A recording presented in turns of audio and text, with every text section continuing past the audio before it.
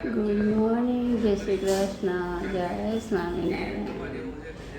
તો 9 વાગ્યા છે ને બ્લોગ બનાવું છું.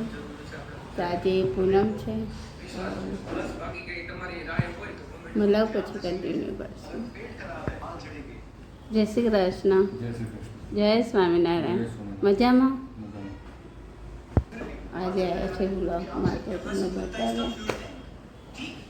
8 વાગ્યાની લાઇટ જ નથી આજે. 4 વાગે કે લાઇટ આવવાની છે. તો મને અમદાવાદ લઈ જવાના છે, તો પછી અમદાવાદ જઈને આપણે મળશું. આજે પૂનમ છે, હજુ દર્શન કરવા ગયા નહીં, પછી કાલે જઈશું. જય શ્રી કૃષ્ણ. બટાકાનું શાક અને ભાખરી બનાવું છું, પછી આપણે મળશું. તો જય શ્રી કૃષ્ણ. બટાકાની સબ્જી બનાવું છું, ભાખરી થઈ ગઈ છે.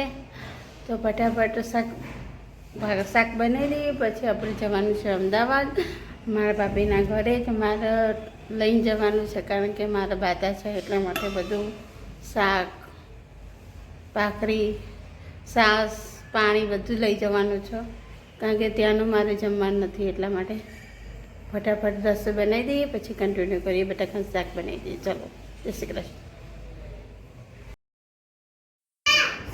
જય શ્રી કૃષ્ણ. તો આવી ગયા છે મારા ભાઈના ઘરે.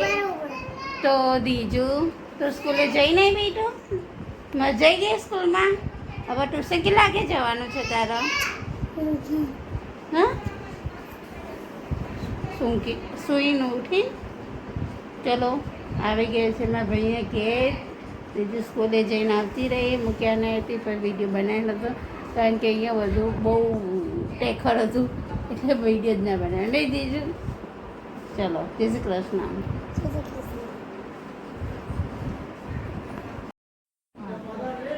જય શ્રી કૃષ્ણ, જય સ્વામિનારાયણ. રાતનો પત્ર છે, મને બ્લોગ બનાવું છું. દીજુ જાય છે ટ્યુશન. 1 કલાક થઈ ગયો છે, 7 વાગે ટ્યુશનથી આવી જાય છે. 2 કલાકનું ટ્યુશન હોય છે.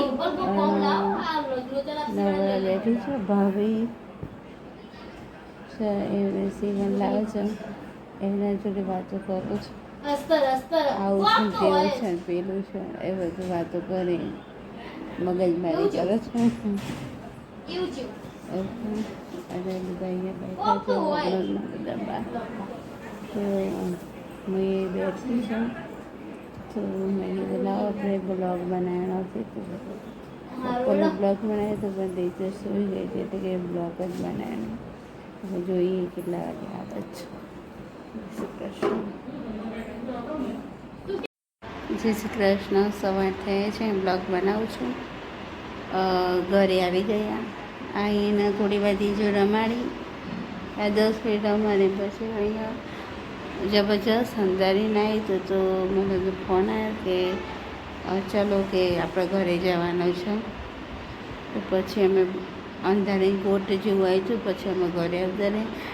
હાલ 10 મિનિટ થઈ બેઠા, અને પછી એ ભેળ ખાવે છે, તો મેં કીધું સેવ ચઈ લઈ આવો. તો ભેળ બનાવવાની છે. તો આજે કંઈ કામ હતું તો કોઈ આખો દિવસ દીજે આમ તો લેવા જવાનું હતું સ્કૂલમાં, પછી ના ગયા.